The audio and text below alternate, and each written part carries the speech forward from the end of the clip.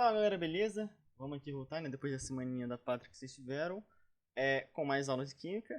Agora a gente vai começar o nosso penúltimo bloco teórico, tá? Que a gente vai ver equilíbrio iônico, beleza? Que é uma parte muito importante de equilíbrio, é uma das partes que mais cai dessa matéria, tá? Então, mesmo esquema, 2 aulas teóricas, outras de exercícios, beleza? E aí, depois dessas 3 aulas, vamos ter o nosso último bloco teórico, esse bloco de 3 aulas, que vai tratar de eletrólise e equilíbrio de solubilidade, beleza? E vai ser uma aula para cada um desses assuntos. Nessa aula de hoje, nesse início, a gente vai ver a parte dos ácidos e das bases, tá? E na próxima aula a gente vai ver da água e dos sais, tá? É basicamente o que a gente vai ver hoje. 2 novas constantes, novas entre aspas, porque é a mesma coisa que a gente tem sempre visto, né? Sempre que eu apresento uma nova constante de equilíbrio, é a mesma ideia, só que aí a gente coloca um nome diferente, um nome específico, porque ela tem uma certa recorrência naquele contexto. Então a gente vai tratar primeiro da constante dos ácidos, depois das constantes das bases, e aí a gente vai analisar um conceito que cai muito, que é o grau de ionização, tá? E aí a gente vai finalizar com a lei de Ostwald, tá? Oswaldo, e o efeito do íon comum, beleza? Esse efeito do íon comum nem é tão importante, e a lei do Oswaldo é uma continuação do grau de ionização, tá? Vamos lá. A constante dos ácidos é uma constante de equilíbrio aplicada ao caso dos ácidos. E por que a gente estuda isso? Porque os ácidos eles também têm muito equilíbrio, principalmente quando são ácidos fracos, tá? Porque se ele for um ácido forte, ele vai realizar a reação dele de ionização, por exemplo, de forma completa. Um ácido fraco, ele vai ionizar um pouco só e vai ficar naquele equilíbrio, tá? Lembrando que ionização é quando você coloca um composto em água, tá? E aí, quando ele entra na água, a ligação covalente dele se quebra e você tem 2 íons, tá? Que vai ser o íon H+, e o íon do ácido negativo, nesse caso, tá? Então a gente vai ter o HCl, coloca em água, quebra a ligação, forma H+ e Cl-. E geralmente esses ácidos fracos são orgânicos, tá? Então, quando vocês forem ver na frente de orgânica, agora tá mudando de professor, você vai ter muitos compostos ácidos, né? Os fenóis são ácidos, os próprios ácidos carboxílicos, né? Eles são ácidos e geralmente são ácidos fracos, tá? Por causa da cadeia carbônica existente. Beleza. Dito isso, como que a gente pode pensar no equilíbrio para eles? Porque os ácidos eles participam de muitas reações. Então, basicamente, a constante de ácido, né, dos ácidos, ela vai utilizar a reação pura deles. O que é essa reação pura? É que só tem ácido. Então é o ácido sozinho realizando a sua ionização, que é essa perda do H+, formando um composto positivo, que é o H+, e um outro composto negativo, tá?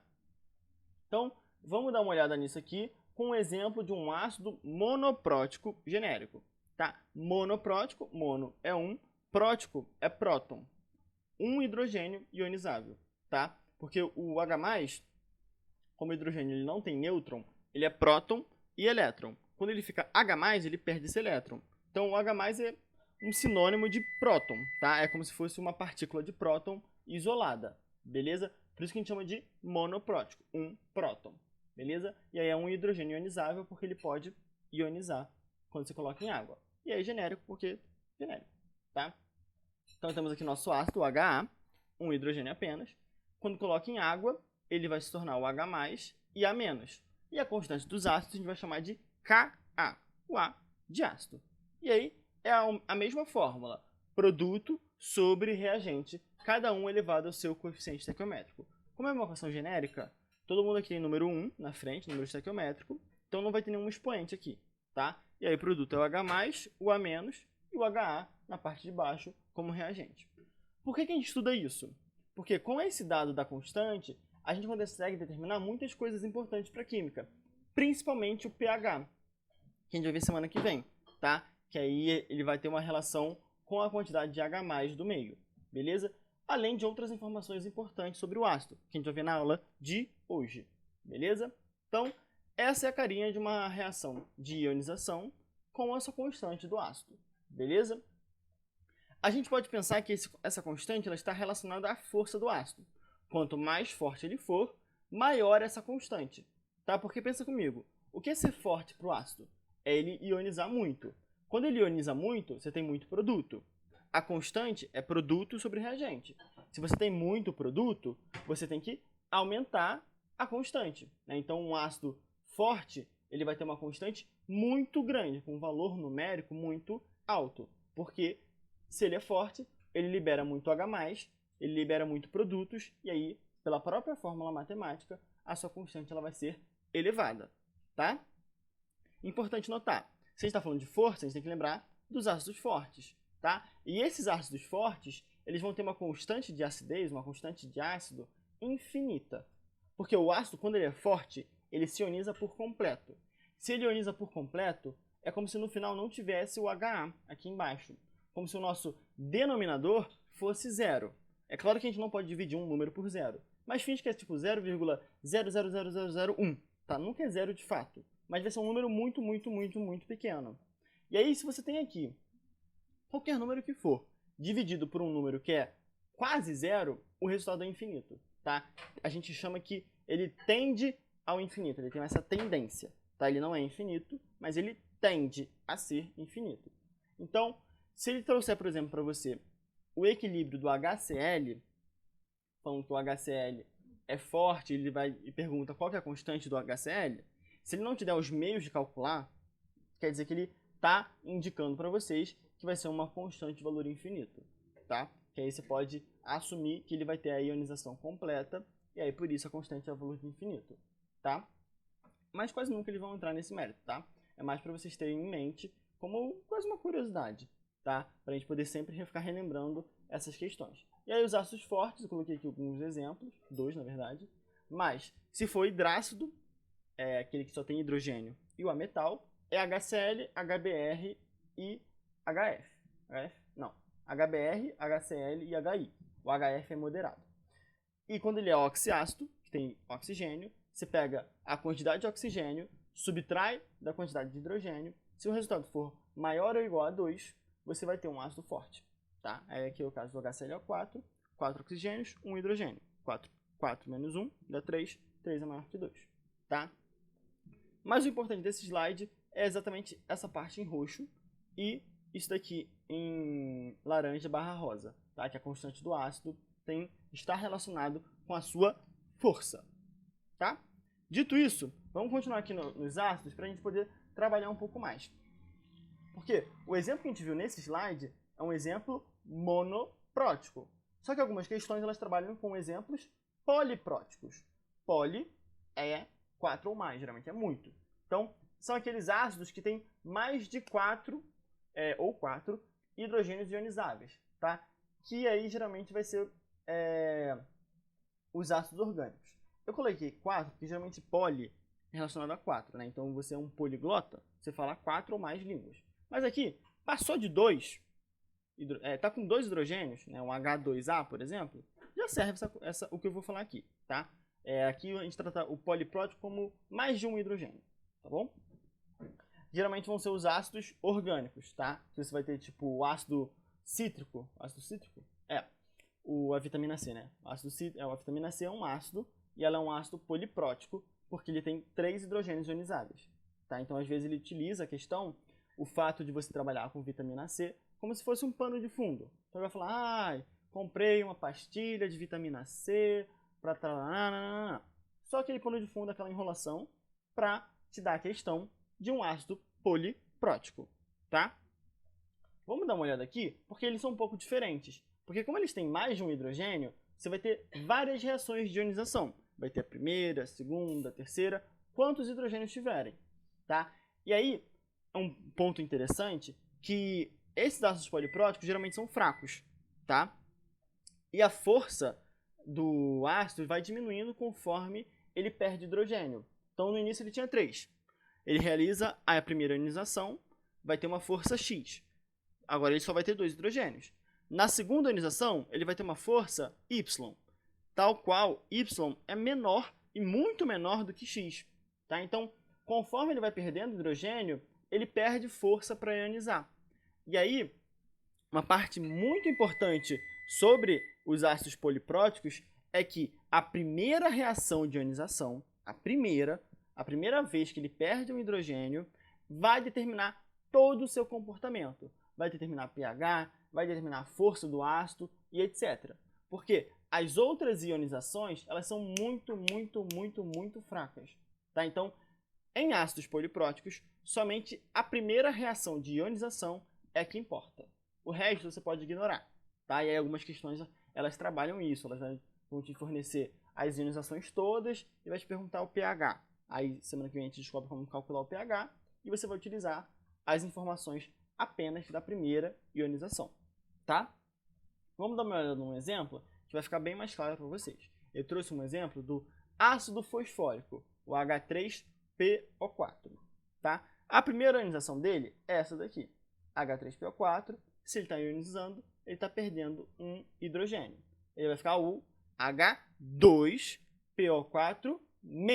Ele perdeu um H+, então ele fica com uma carga negativa e perde um hidrogênio. Constante dele Ka, normal, produto sobre reagente. O valor de 7,5 vezes 10 elevado a menos 3. É bem baixinha, tá? Porque esse 10 elevado a menos 3 é como se estivesse dividindo por 1000. Tá? Então, o número 0,0075. Tá? Então, é realmente bem baixo, bem fraco. Só que você vai ver que na segunda ionização vai ficar menor ainda. Porque agora, o H2PO4-, ele ainda tem 2 hidrogênios. Então, ele pode fazer a segunda ionização, perder esse segundo hidrogênio e virar o HPO4-. Tá? Mais uma carga negativa, menos um hidrogênio. A constante dele continua sendo produto sobre reagente. Tá? É claro que vai, a cada vez que você ioniza, você muda os produtos dos reagentes. Tá? Então, aqui em cima, o meu produto era o H2PO4-, agora ele vira reagente. Tá? Mas a fórmula é a mesma. Olha o número, 6,2 vezes 10 elevado a menos 8. Olha só, a gente saiu de 10 elevado a menos 3 para 10 elevado a menos 8. A gente está dividindo por 100.000 daqui para cá, praticamente, tá? Nessa parte do 10. Porque a diferença aqui, de um para o outro, é de 10 elevado a menos 5. Como é menos 5, o menos significa divisão, então a gente está dividindo a primeira constante em 10 elevado a 5, né, que é 100.000, tá? Então, você vê que diminui, pô, cara, muita coisa, tá? Porque você vai sair de 10.000, de 100.000, por exemplo, para 1. É essa diminuição que a gente está realizando. Aqui em cima era 100.000 e aqui embaixo é 1.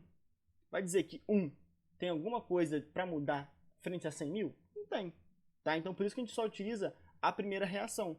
Porque a gente viu que da primeira para a segunda, eu diminui em 100.000. Pô, essa é uma diminuição que vai praticamente para zero, tá? Então, só reforçando essa questão de que é a primeira reação que importa, tá? Em seguida, nosso produto, HPO4-, ainda tem um hidrogênio. Então, vamos dar uma olhada na terceira ionização dele. Vai ter o HPO4-, vai perder o último hidrogênio, ele vai ficar H+, e vai sobrar PO4-. Produto sobre reagente na constante, normal. Olha o valor, 3,6 vezes 10 elevado a menos 13. A primeira é menos 3, a segunda é menos 8 e a última é menos 13. Tá? De novo, uma diminuição de 100.000. Tá? Isso aqui foi só uma coincidência, não é uma PG, tá? Para ficar diminuindo bonitinho, mas nesse caso calhou de ser. Tá? Mas aqui poderia ter diminuído para 1 milhão, para 1, para 2, enfim. Vai diminuir, isso é o fato. E vai diminuir numa quantidade considerável. Tá? Eu não vou sair de 10 para 9. Eu vou sair de 10 para 0,00001. Tá? Então aqui, da primeira para a segunda diminuiu 100.000. Da segunda para a terceira também, por coincidência, diminuiu em 100.000. Então você vai me dizer que a terceira reação, que é 10 elevado a menos 13, isso aqui não tem nem nome para isso, não é nem bilhão, trilhão, é uma coisa muito maior do que isso, tem alguma importância frente à primeira reação? Claro que não, tá? Porque é 10 elevado a menos 13. Eu pego 3,6 e divido por 10 elevado a 13, tá? Que é um número enorme, beleza? Então, a gente pode ignorar a terceira e a segunda ionizações e olhar apenas para a primeira, tá? E aí a questão ela pode trazer exatamente esse exemplo, por exemplo, tá? Então, quando ele te trazer ácidos polipróticos, sempre tenha em mente que a primeira reação é a única importante. Todo o resto é muito menor e não importa, tá? E aqui um adendo importante, que às vezes eles não utilizam H+, na reação de ionização. Então é só para vocês estarem cientes e acostumados desde já que a gente tem um sinônimo para o H+, que é o hidrônio, tá? O nome é estranho mesmo, mas fiquem tranquilos que tá certo. E é o H3O+. É uma água que se junta a um H+, tá? Isso aí é só para questões de formalismo, né? Porque na natureza, na vida real, o H+ não existe sozinho, porque o H+ sozinho é um próton, e um próton é muito instável, ele quer buscar estabilidade. E aí ele vai buscar estabilidade se juntando a uma água, né? E aí eu tenho aqui um exemplo do uso do hidrônio, tá? Porque esse H+, ele vai literalmente juntar com a água, e aí a água é H2O, o H+ é H+. Então vai ficar H3O+, tá? Então é uma pequena vírgula, só para vocês ficarem cientes e não acharem que é uma coisa nova e etc.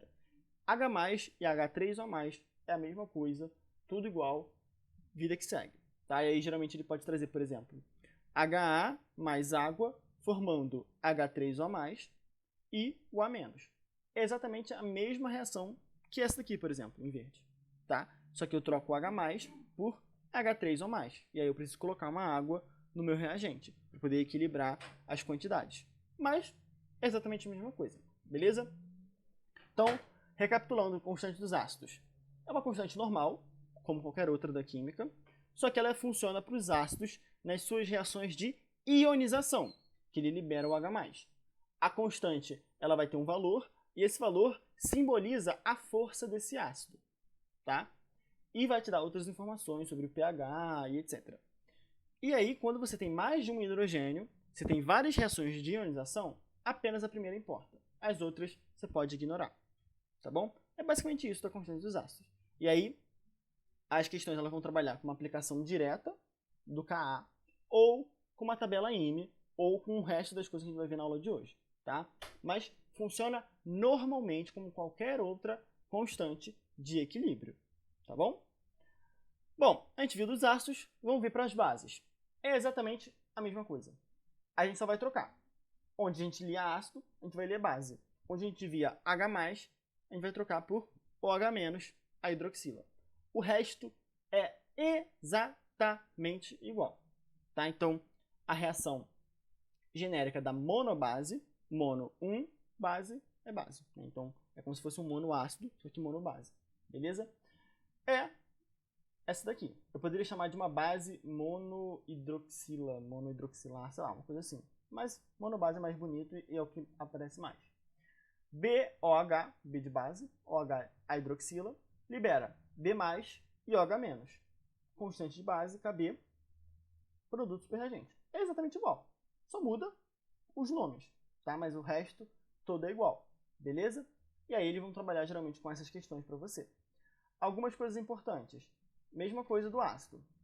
Com o KB, a gente consegue descobrir o valor do pH e consegue também descobrir informações sobre a base. Porque o KB também vai me dizer sobre a sua força. Então, quanto maior for o KB, mais ela ioniza, mais ela dissocia, na verdade, tá? Porque a base é ligação iônica, então ligações iônicas em água, elas só se separam, não existe uma quebra, tá? E aí você já existiam íons, eles só se separam, tá? Então, a dissociação é uma separação de íons, enquanto que a ionização é a quebra de uma ligação, e porque ela quebra, formam-se íons, tá? As bases, então, quanto maior for o KB, mais ela dissocia, então mais produto ela vai formar, maior é o valor da constante, maior é o valor da sua força, tá? E aqui, uma observação. A força das bases está relacionada à sua solubilidade. Isso a gente vai trabalhar na aula de equilíbrio de solubilidade, tá? Mas as bases, elas são fortes quando elas são solúveis, tá?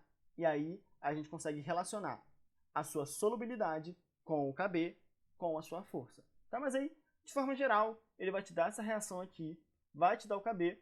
Quanto maior for o KB, mais forte é a sua base, mais solúvel ela é. tá? Então, fica aí essa observação, beleza? Novamente, bases fortes vão ter um KB infinito, tá? Porque geralmente essas bases fortes, elas são muito solúveis, e aí, uma vez que elas são solúveis, elas dissociam por completo, tá? E aí eu coloquei aqui dissociação em negrito, só para vocês relembrarem que é dissociação, tá? E não ionização. Por mais que a gente possa utilizar como sinônimos, é uma observação importante para não cometer nenhum erro teórico, tá? Que às vezes a questão ela pode acabar pegando no pé com isso, principalmente se for uma questão aberta, tá? E aí, uma última observação das bases, falei que era igual, mas estou fazendo várias observações, né? Sobre Ka e Kb. Que algumas questões elas vão te dizer que, por exemplo, esse B+, ele vai ter um Ka igual a tanto. Mas você vai falar, Ian, o B não é de base? Como que a base pode ter alguma coisa relacionada a ácido? E aí, eu vou pedir para que vocês lembrem das teorias ácido-base. Arrhenius, Bronsted-Lowry e Lewis. Arrhenius, ele vai falar que o ácido libera H+, e a base libera o H-.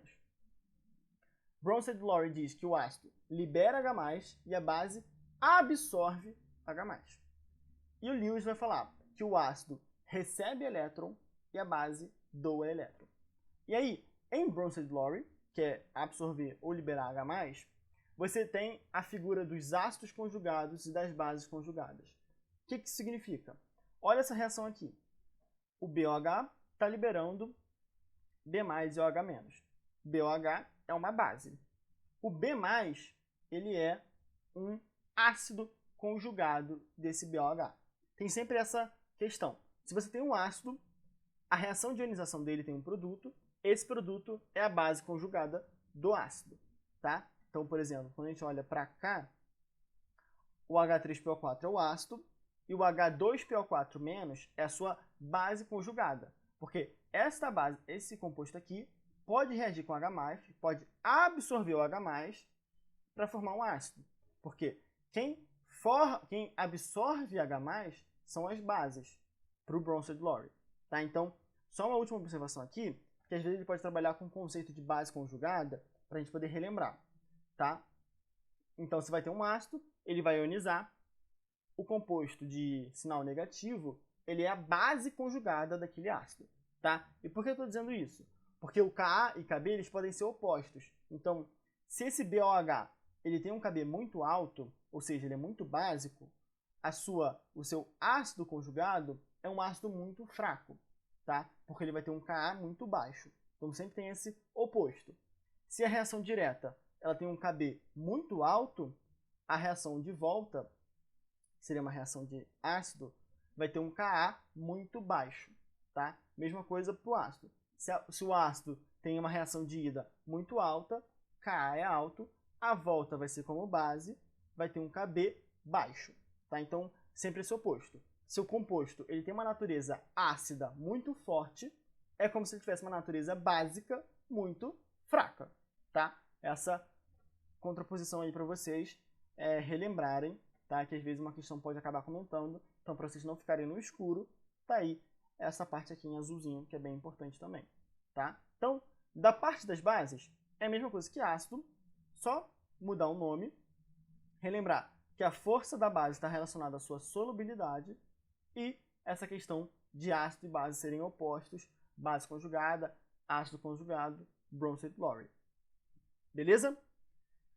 Bom, metade da aula praticamente, a gente cobriu a constante do ácido e da base. Vamos agora para uma parte de conta, menos teórica, que é o grau de ionização, tá bom? E aí, o que significa esse grau de ionização, né? A gente consegue relacionar a constante de equilíbrio e a concentração molar a partir desse grau de ionização, tá? E a gente vai ver direitinho como que a gente relaciona isso no próximo slide com a lei de Ostwald. Só que, como que a gente vai conseguir relacionar isso? Porque a gente ainda não sabe o que é esse grau de ionização, né? Geralmente ele é utilizado com os ácidos, tá? Porque ionização, quem ioniza são os ácidos, mas dá para mexer também com o grau de ionização e as bases, tá? Só que como a base está muito relacionada com a solubilidade, a gente acaba não utilizando, tá? Mas dá. E o que significa esse grau de ionização? Ele é o percentual do composto na forma ionizada. O que isso significa, hein? Tenho 100 do HCl no início. No final, eu sei que reagiu 40. Qual que é o grau de ionização? 40 sobre 100, 0,4, vezes 100%, 40%. Tá? Então, o grau de ionização me diz o quanto do meu reagente vai reagir. Tá? Se vai reagir tudo, se vai reagir 10%, 20%, 30%, 50%. Tá? E a gente consegue calcular ele de algumas maneiras diferentes. Beleza? Mas o conceito em si não é como se fosse uma teoria. É apenas uma manipulação matemática de uma informação. Tá? Tem essa primeira forma de calcular que eu falei para vocês, do quanto reage sobre a quantidade que tinha no início, vezes 100%, tá? Esse vezes 100% só para deixar em percentual, que geralmente o alfa, a gente vai falar que o grau de ionização é de 50%, não de 0,5%, mas um ou outro, tanto faz, porque no final eles significam a mesma coisa, tá? Então, a gente pode calcular o alfa desta maneira, o quanto reage sobre o quanto tinha no início, ou 1 menos o final sobre o inicial, tá? E aí eu vou mostrar porque essas duas questões são idênticas, mas o quanto reage nada mais é do que uma variação, né? Do quanto que você tinha no final com o quanto que você tinha no início, beleza? E aí, quando você coloca esta construção aqui, de 1 menos final sobre o inicial, você consegue achar a mesma resposta, tá? A gente tem essas duas formas de calcular, porque algumas questões elas vão te dizer o quanto reage, outras vão te dizer o quanto tem no final. Então, cada questão, cada situação vai demandar uma dessas fórmulas, tá? Que no final é a mesma fórmula, beleza? Mas ela tem certos enfoques diferentes, né? Que nem você mudar a ordem de uma frase, colocar ordem inversa direta, é a mesma frase, só que você vai dando um foco diferente em cada uma das situações. Aqui é a mesma coisa, tá? Então, vamos olhar esse exemplo aqui com a tabela IME, que geralmente vai estar relacionado à tabela IME. O ácido genérico, HA, libera H+, e A-. Ionização normal. Início, meio, equilíbrio. No início, a gente finge que não tinha nada dos produtos, tinha M0 do meu reagente. M de molaridade, tá? 0, que é o início. No meio vai reagir X, tá? X do meu ácido. Como o hidrogênio e o ametal estão com o mesmo número estequiométrico, todo mundo aqui tem o número 1, eu vou colocar todo mundo como X, tá? Se fossem 2H+ aqui, eu colocaria 2X. Mas é todo mundo 1 só, então mantém do jeito que está. O meu reagente ele vai ficar negativo, o meu produto ele vai ficar positivo, cometi um erro aqui, tá? Então é mais H+ e mais A-, beleza? No X, tá? Então é menos X para o H+, para o HA, mais X para o H+, e mais X para o A-, beleza? X porque eu não sei quanto reage. No equilíbrio, é só juntar o início com o meio. Então, o meu início do reagente, eu tinha M0, o meio vai reagir X, então M0 menos X. Dos meus produtos, eu não tinha nada no início, e no final, no meio, quer dizer, eu produzo X, mais X. Então, no equilíbrio, eu vou ter apenas o X. Qual que é o grau de ionização dessa questão, desse composto? Primeira fórmula, número de mols que reage sobre o número de mols inicial. O quanto reage é X, o inicial é M0 do meu reagente. É sempre em relação ao reagente. Então é X sobre M0 vezes 100%. Tá? Então é 100x sobre M0 por cento. Isso vai dar um valor aleatório. Tá? Por que que o roxo vai ser igual ao marrom? Vamos fazer a conta. 1 menos o final do reagente, M0 menos X, então M0 menos X, sobre o início, que é M0. Eu vou colocar todo mundo no mesmo denominador, então eu vou passar esse M0 para o 1, vai ficar M0, e aí agora, preste atenção, esse menos aqui está multiplicando essa fração inteira, então vai ser menos M0, menos com menos, mais X. Tá? Eu passei esse menos multiplicando M0 menos X. E aí eu vou ter esta equação aqui, M0 menos M0 mais X sobre M0. Isso é 1 menos final sobre o inicial. Tá? Eu só resolvi a continha que estava aqui dentro desse parênteses. Tudo isso veio 100%. Ora, M0 menos M0, some, né? Corta. Vai sobrar somente o nosso X. Então o alfa é X sobre M0 vezes 100%, que é exatamente a mesma coisa que está aqui. 100x sobre m0%, tá? Importante, grau de ionização, ele é o quanto vai reagir do seu reagente, tá? O quanto de fato vai entrar no seu equilíbrio para o meio, tá? Ele vai te dizer o quanto vai entrar aqui no meio, em relação ao quanto tinha no início. Então, por exemplo, se eu tenho um alfa de 50%, eu vou saber que o meu x, o meu meio, ele significa 50% do início do meu reagente. E aí você vai fazer aquelas manipulações com a tabela IME do mesmo jeito que a gente estava fazendo antes. É só uma forma diferente de trazer essas informações, tá? Grau de ionização é o quanto reage de fato do seu reagente, tá? E aí tem essas duas fórmulas de calcular. O que vai dizer a lei de Oswald? Ele vai relacionar a constante de equilíbrio, o grau de ionização e a concentração inicial. Porque nem em todas as questões elas vão te dizer cada uma das informações bonitinhas, né? Algumas questões vão te dar o início e o alfa, e quer que você calcule a constante. Vai te dizer a constante e o início, quer que você calcule o grau de ionização. E aí o Oswald ele chegou lá e relacionou tudo isso de uma maneira mais concreta, de uma maneira mais fácil. Porque o que está nesse slide aqui eu consigo relacionar, só que está muito escondido. E aí o Oswald ele só fez botar um foco no que estava escondido, tá? Para você poder conseguir visualizar de uma maneira mais tranquila e conseguir resolver os exercícios mais rapidamente, tá? Então, ele relacionou constante de equilíbrio, grau de ionização e a concentração inicial do seu ácido, M0. De que maneira ele fez isso? Ele fez desta maneira aqui. Primeiro, a gente tem que fazer um certo adendo, tá? Antes de eu entrar, tinha esquecido que eu tinha posto isso. O alfa, ele é o quanto reage, né? O quanto ioniza, tá? No nosso meio aqui, a gente geralmente utiliza o x, tá?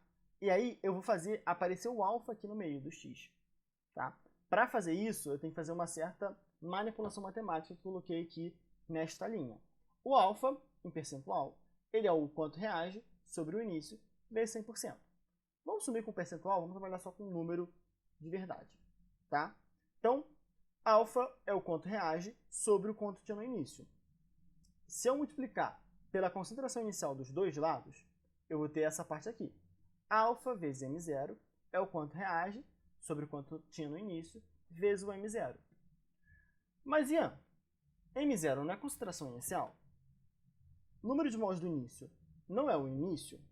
Então, por que a gente não trabalha com o número de mols do início sendo igual com a concentração de mols? Porque, assim, volume geralmente não interessa pra gente, tá? Então, é como se o número de mols do início fosse igual à concentração inicial, tá? A gente pode fazer essa suposição, beleza? Por mais que não seja 100% correto, a gente pode fazer essa suposição para poder facilitar o que eu vou dizer para vocês daqui a pouquinho, tá? Por quê? Quando eu faço essa suposição, o número de mols do início vai cortar com a concentração inicial do ácido. Corta aqui, tá? E aí vai sobrar apenas o quê? O número de mols que reage. E aí eu vou ter que alfa vezes M0 é igual ao número de mols que reage. Alfa vezes M0 é o nosso meio da tabela IME, vai ser o nosso x, tá? E por que a gente faz isso? Vocês vão ver daqui a pouquinho para poder facilitar as nossas contas, tá? É um passo que a gente tem que fazer para poder compreender a lei do Oswald, tá? Não é uma suposição totalmente incorreta, tá? Porque, de fato, não é número de mols aqui, é concentração, tá? Mas a gente trabalha com número de mols porque as questões elas trabalham com número de mols. Geralmente o volume e a concentração são deixados de lado, tá? Então, o que você tem que saber? Que quando você pega o alfa e multiplica pela concentração inicial, você vai ter exatamente o valor que reage, tá? Porque o alfa, ele diz para você o quanto reage. Mas o quanto reage em termos de percentual. Você precisa ter a sua base. A sua base é o quanto tinha no início. Então, se eu te digo que reage 50%, é 50% do que tinha no início. Então, 50% vezes o que tinha no início é quanto reage. É o meio da tabela IME, tá? Pode ter ficado um pouco confuso, peço desculpas. Mas é basicamente isso. Alfa vezes M0 é o nosso x, tá? É o quanto vai reagir. E aí, vai ficar um pouco mais claro agora quando a gente olhar essa tabela IME. Porque no lugar de colocar um x aqui no meio, eu vou colocar alfa vezes m0. Por quê? Alfa diz o quanto reage, que tinha no início, vezes o m0, que era o quanto tinha no início. Então, alfa vezes m0 é o quanto reage, de fato, concretamente com valores existentes, não percentuais. Tá? Então, mesma tabela IME, início, meio e equilíbrio, só que eu troquei o x por m0 vezes alfa. Tá? Então, o que eu tinha aqui, um x, copia essa imagem, cola aqui e troca o x por m0 alfa. É exatamente a mesma coisa. Tá? Então, no início eu tinha m0, nada dos produtos. No meio, menos x, menos m0 vezes alfa. Ou alfa vezes m0, tanto faz. Para o meu reagente e para o meu produto. Como todo mundo tem número estequiométrico igual a 1, eu vou manter só alfa vezes m0. Se fossem 2 hidrogênios, seriam 2 alfas vezes m0. Tá? Mesma coisa. E aí, no meu equilíbrio, o meu reagente, eu vou ter o início era m0, o meio é menos alfa vezes m0. Se eu colocar esse m0 em evidência, eu vou ficar com 1 menos alfa. Tá? Como alfa é um percentual, ele nunca vai chegar a 1, né? Só se ele for 100%. Beleza? Então, esse parênteses aqui é sempre positivo. Tá? E os meus produtos é alfa vezes m0. O que vai fazer a lei do Oswaldo? Ele vai pegar essa tabela IME e vai calcular a constante. E aí, com isso, ele vai relacionar a constante com o alfa, que está aqui, e o m0, que também está aqui. Vamos olhar aqui. A constante do ácido ela é a mesma coisa. É produto sobre reagente. O produto seria x, né? Nosso x vezes x sobre m0. Só que o nosso x ele é alfa vezes m0. Tá? Então, x vezes x, a gente coloca alfa vezes m0 vezes alfa vezes m0. O produto ele tem igual, né? Ele é igual. Alfa vezes m0 é igual a alfa vezes m0. Então, a gente vai colocar alfa vezes m0 ao quadrado. Então, a gente vai juntar essas duas partes de cima. E aí fica alfa vezes m0 ao quadrado sobre o que tem embaixo. m0 vezes 1 menos alfa. Só troquei a ordem. 1 menos alfa vezes m0. Tá? Quando eu coloco alfa vezes m0 aqui em cima ao quadrado, é como se fosse alfa ao quadrado vezes m0 vezes m0. Tá? Só uma reorganização. Para ficar fácil da gente visualizar esse corte aqui. Eu tenho m0 em cima e m0 embaixo. Então, corta. Na hora que corta, vai ficar alfa ao quadrado vezes m0 sobre 1 menos alfa. Isso é igual ao valor da constante de ácido. Constante de ácido, pela lei de Oswald, é alfa ao quadrado vezes m0 sobre 1 menos alfa. Tá? Então, guarda isso, que é muito importante. Não lembro agora de cabeça se as questões elas colocam para vocês no Note a Dot. Tá? Então, é sempre bom ter em mente essa fórmula. Ela é um pouquinho simples, tá? Porque tem pouca coisa. Ela só tem m0 e o alfa. Aí você lembra, alfa ao quadrado vezes m0 sobre 1 menos alfa. Isso é igual a constante. Você está relacionando aqueles três elementos. Constante, grau e a concentração inicial. Isso é a lei do Oswaldo. Tá? E aí, para ácidos fracos, o alfa ele é muito pequeno. Tá? Menor do que 5%. Tá? E aí, se ele é menor do que 5%, a gente pode desprezar frente ao 1. Porque o 1 é como se fosse 100%. Tá? Então, até alfas de 10% a gente pode desprezar. Beleza? Se for maior que 10%, não pode. Beleza? E aí, para os ácidos fracos, a gente vai ter uma fórmula um pouco mais simples da lei do Oswald, que vai ser esta daqui. Passa. Constante do ácido igual alfa ao quadrado vezes m0. A gente pegou essa daqui, como o alfa ele é muito menor do que o 1, 1 menos alfa é 1. Então, qualquer coisa dividido por 1 é essa qualquer coisa. Aí sobra só a parte de cima, que é alfa ao quadrado vezes m0. Beleza? Geralmente, a gente pode também utilizar a lei do Oswald para diluição. Beleza? Para poder fazer, diluir o meu reagente. O que vai acontecer com o grau de ionização? Você vai conseguir responder isso. Por quê? Olha para essa aqui do ácido, que é mais fácil, ácido fraco. Se eu diminuo a molaridade, porque eu estou diluir, você aumenta o volume sem mexer na quantidade, então você diminui a concentração. Se eu estou diminuindo a minha concentração, o valor da constante não muda. A constante, tá? Então, eu diminuí a minha molaridade, eu tenho que aumentar o meu grau de ionização. Então, quando você tem soluções diluídas, geralmente o grau de ionização dela é maior, tá? Para poder compensar a menor concentração, tá bom? Mas o que é importante para vocês? Lei de Oswald é essa aqui. Constante do ácido é igual a alfa ao quadrado vezes m0 sobre 1 menos alfa. Se for um ácido fraco, é só a parte de cima, tá? Lembrando que o alfa é o quanto ioniza, é o quanto reage de fato. E aí o alfa vezes o m0 é igual ao quanto que reage, é igual ao nosso x do meio da tabela IME, tá? E aí é basicamente isso. Eu falar alguma coisa, mas não. Então é isso. Lei de Oswald, constante do ácido, alfa ao quadrado vezes m0 sobre 1 menos alfa. Decora isso, que é muito importante. As questões elas vão fazer uma aplicação direta disso. Ele vai te dar a informação, vai te dar o grau de ionização, vai pedir para calcular a constante de equilíbrio. Ao invés de você fazer todo um malabarismo matemático, joga essa fórmula, fala que é a lei de Oswald e acabou. Não faz mais nada. E aí, se for um ácido fraco, como geralmente é bom porque aí essa conta é mais fácil ainda. Beleza? Vamos aqui para o nosso último slide, que é o slide sobre o efeito do íon comum. Bom, o efeito do íon comum é uma questão bem delicada e complexa da química, mas ele diz basicamente essa situação bem particular aqui. Você vai ter um equilíbrio, e aí você vai ter no equilíbrio reagente e produto, normal.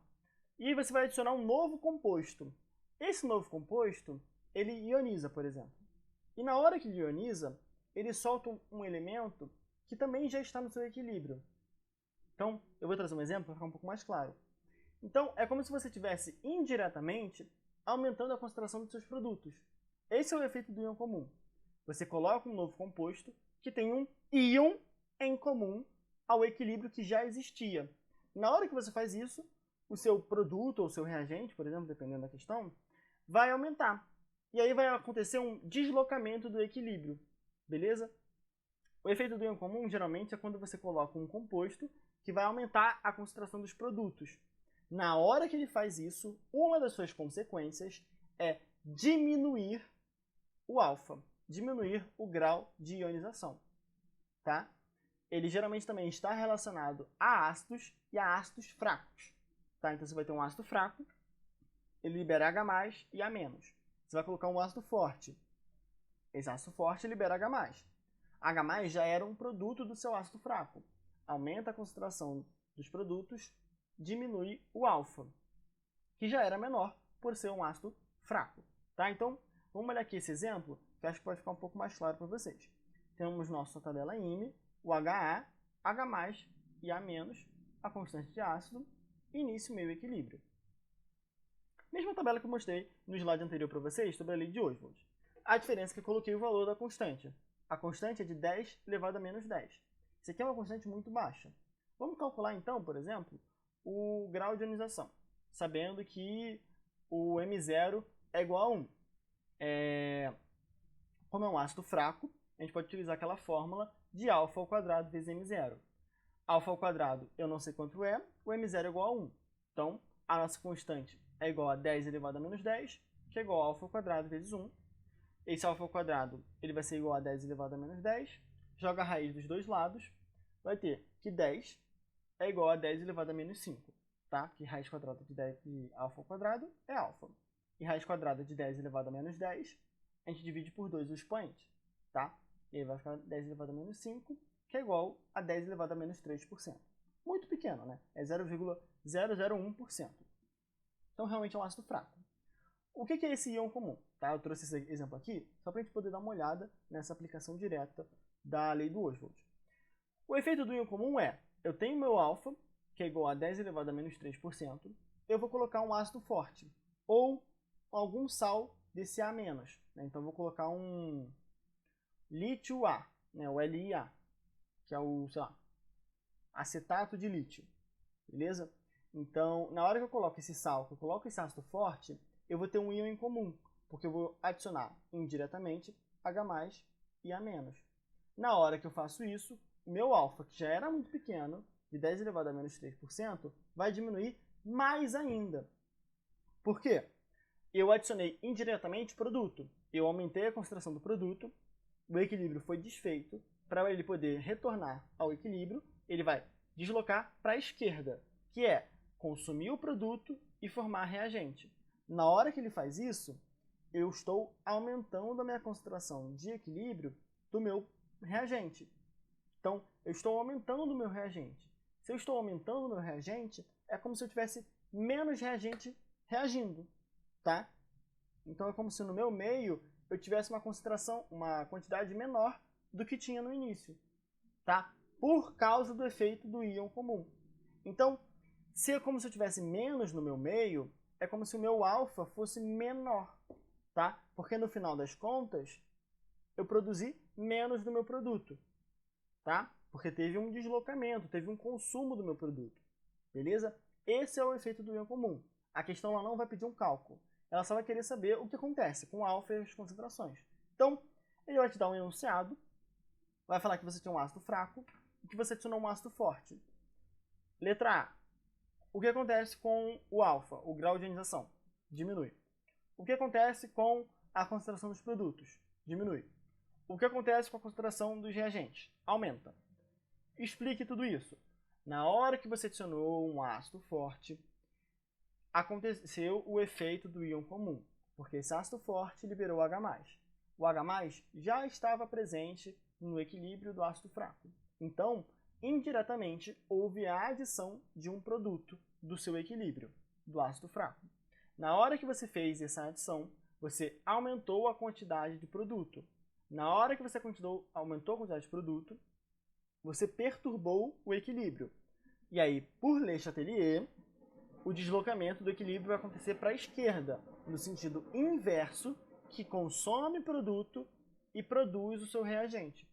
Que aí, na hora que ele consome produto e produz o reagente, ele diminui o grau de ionização, diminui a concentração dos produtos e aumenta a concentração dos reagentes, para retornar ao equilíbrio.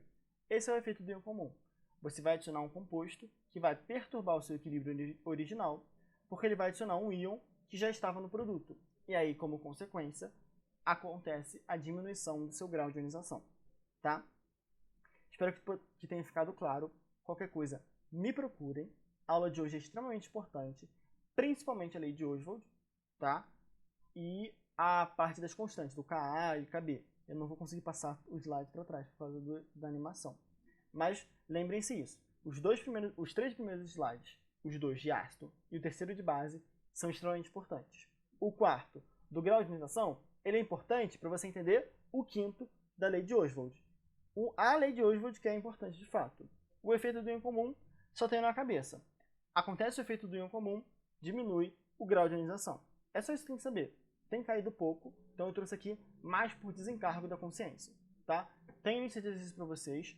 Façam, me procurem, colhem nos plantões, que a gente vai caminhando juntos. Tá bom? Então é isso, gente. Muito obrigado pela atenção. Espero que tenham gostado. Semana que vem tem mais. Bons estudos e até já. Tchau, tchau.